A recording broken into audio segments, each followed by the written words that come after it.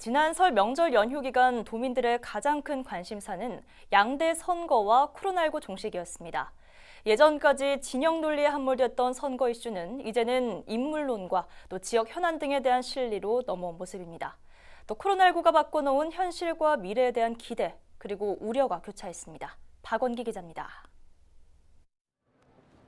대선을 바라보는 도민들의 정치 이슈는 예전의 진영 논리는 어느 정도 벗어난 것으로 보입니다.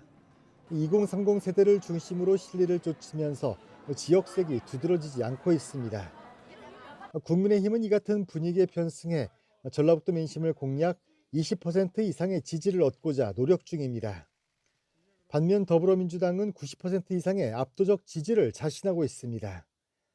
대선이 다가오면서 각 대선 후보들의 일거수일투족이 논란이 되고 있습니다.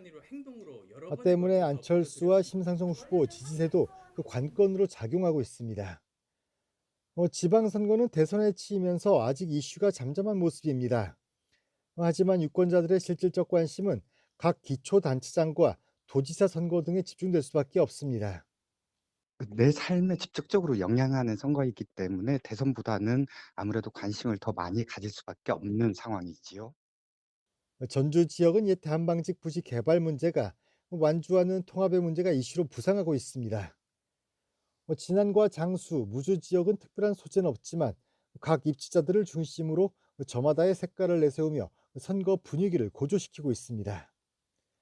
도지사 선거는 삼선 도전의 행정가 출신 송하진 지사와 정치인 출신의 김윤덕, 안호영 의원이 세를 불리고 있습니다. 여기에 정동영, 유성엽 전 의원 등이 가세를 할지에 관심이 더해지고 있습니다. 교육감 선거 양상은 예전과 다르게 전개되고 있습니다. 깜깜이 선거였던 과거와 달리 이런저런 쟁점이 불거지면서 주의를 끌고 있습니다.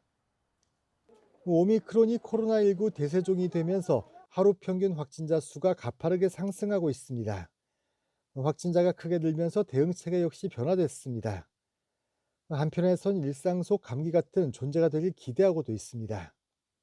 코로나19라고 하는 거는 뭐 많은 과학자들이 델타 변이까지다. 오미크론 변이부터는 코로나19하고 좀 달리 대응을 해야 된다.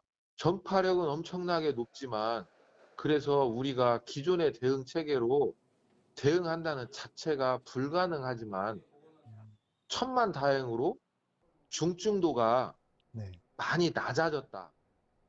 시민의 삶 전반을 완전히 다르게 만든 감염병의 출현은 미래 사회에 대한 걱정과 우려, 그리고 그에 따른 변화 필요성을 인식시켰습니다.